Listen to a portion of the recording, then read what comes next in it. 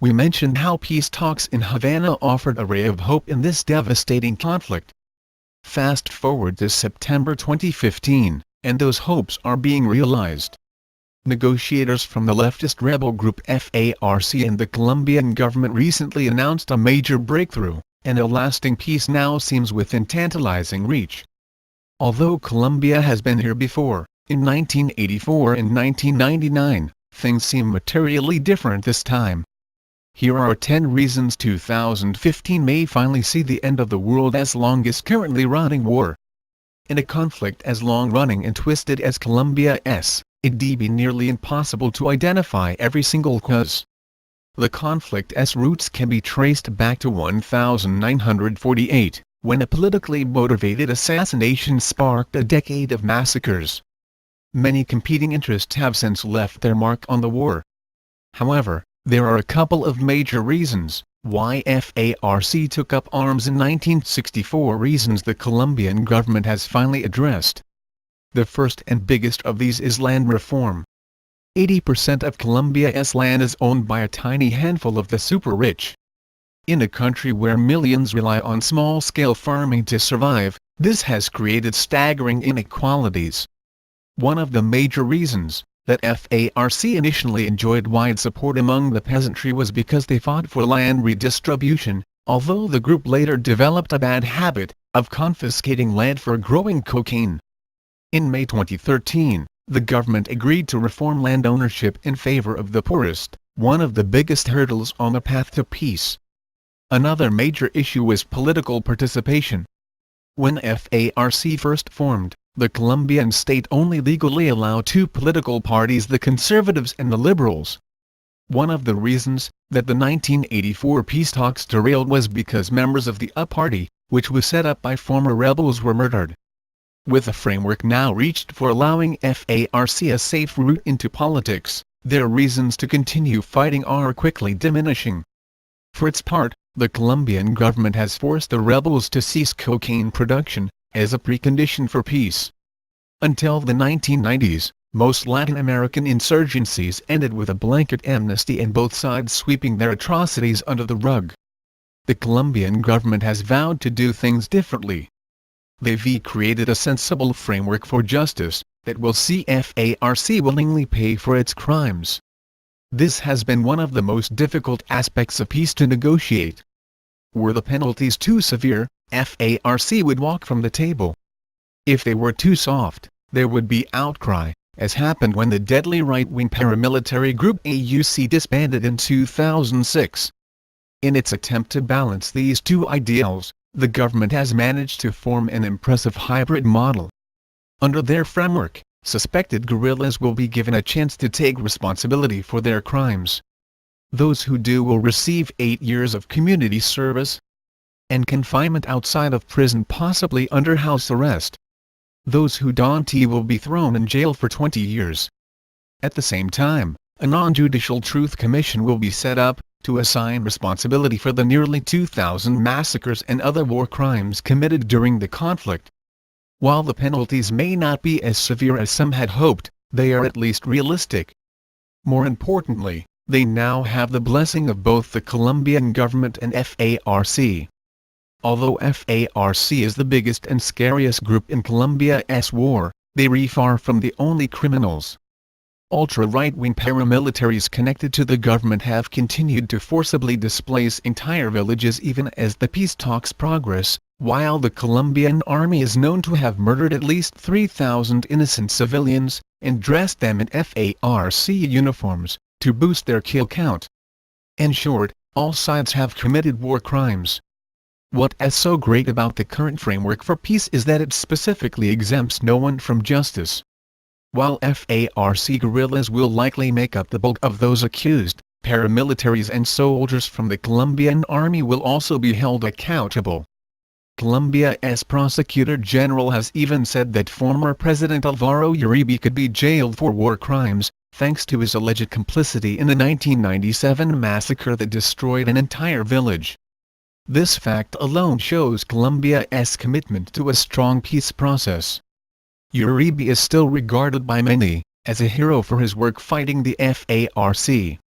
The current president, Juan Manuel Santos, was his defense minister during the darkest days of the war. If Colombia is willing to investigate its own heroes, it sends a powerful message that no one in this conflict is above the law. The word war brings to mind images of vast and invincible armies clashing on a blood-soaked battlefield. In reality, though, it's usually a grubby affair that disproportionately affects civilians. Of the 220,000 people killed in the last 5 decades of Colombia's conflict, at least 80% have been civilians. Add that to the 7 million internally displaced people, the highest number of any place on earth except for Syria, and it becomes clear that those worst affected have been ordinary Colombians. The proposed peace deal recognizes this. Rather than being some distant, high-minded process, it puts the conflict's victims at the very center of proceedings. One of the key aspects of this is reparations. According to the deal signed by both FARC and the government, individual guerrillas or soldiers found guilty of rape, murder, forced displacement, or kidnapping will personally have to pay their victims for their evil deeds. At the same time, incentives to confess will hopefully ensure that crimes are brought out into the open. This last part is a massive deal in Colombia, where at least 70,000 people have disappeared without a trace, likely murdered by guerrillas, drugs gangs, or the army. Finding out what happened to them will bring much-needed closure to their families. The proposals already have the victims' seal of approval. Official victims' groups have said that they are very happy with the agreed-upon framework. Had they formed in any other Latin American nation, ELN would be world-famous. An ultra-left-wing Catholic rebel group founded in 1964, it once boasted 5,000 active soldiers. In the 1990s, it hijacked a Colombian airliner, and in 1999, it orchestrated the largest mass kidnapping in Colombian history, snatching 186 people from a Cali church. Even if FARC had never existed, ELN would have ensured that the Colombian government still spent the last 50 years at war. In spite of their strength, ELN has always existed in the shadow of its older brother. While they've occasionally joined forces with FARC in an unholy alliance of mayhem, the overshadowing has also influenced their reaction to the peace talks. With FARC now seemingly ready to disarm for good, ELN has announced that it is also seeking formal peace talks. This means that the Colombian government could be on the brink of having its two most powerful enemies lay down their arms. With ELN throwing in the towel, many minor groups also seem ready to call it time. The once powerful EPL, now Colombia's third-largest rebel group, sent an open letter to the government in 2014, asking to be included in the peace talks. In one fell swoop, thousands of the architects of Colombia's violence may soon renounce their methods, leaving the state freed up to focus on criminal drug gangs.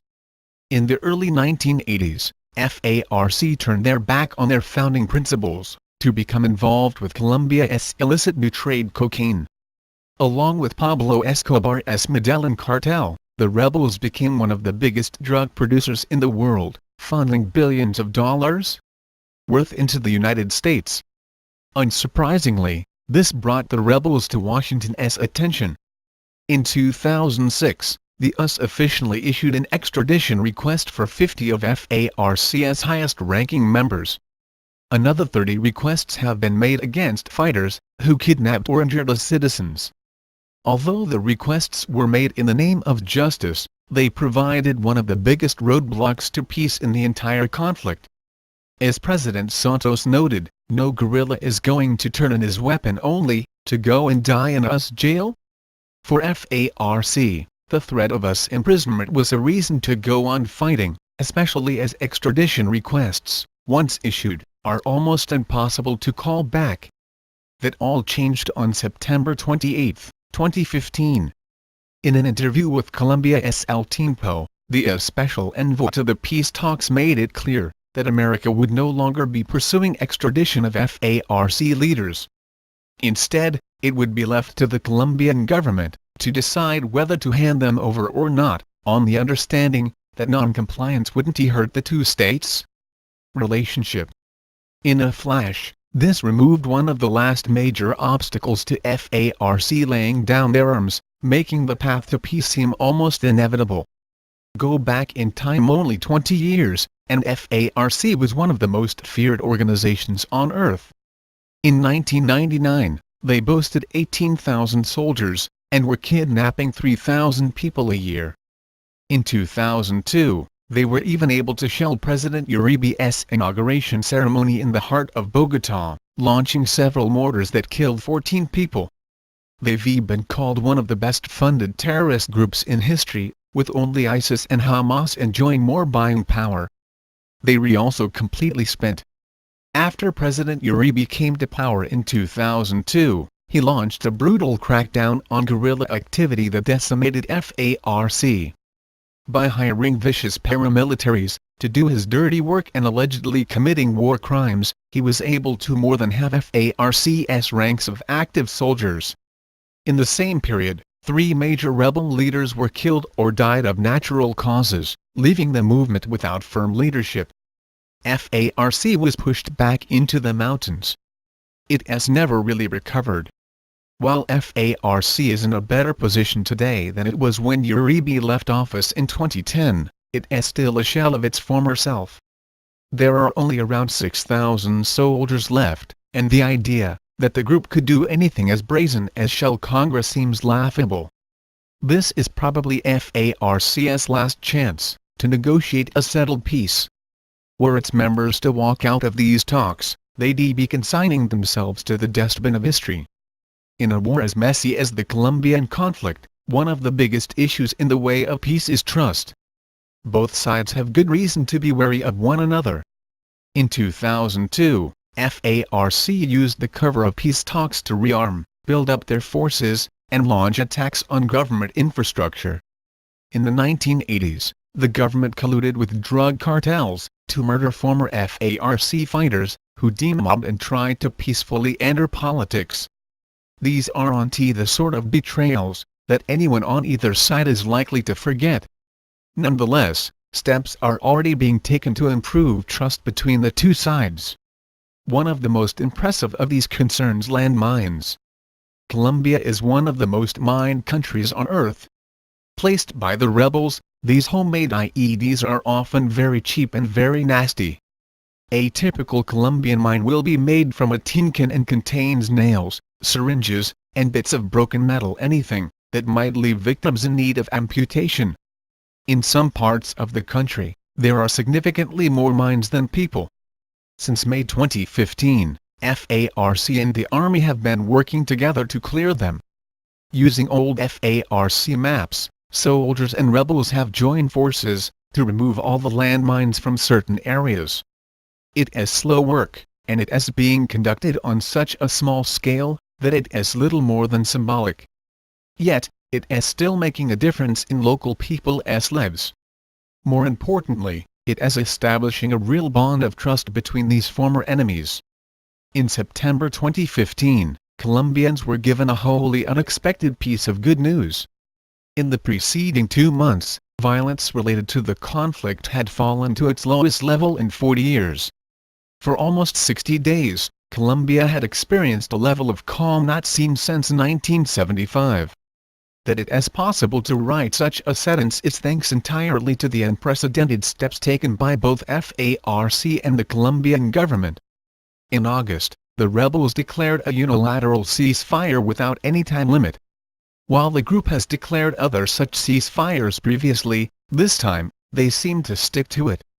In September, the group didn't launch a single attack. For the entire FARC structure to stop fighting like that is practically unheard of. On the other hand, the government has also shown remarkable restraint. Back in July, the Army announced that it would cease airstrikes on rebel camps, something that they refused to do during FARC's last ceasefire.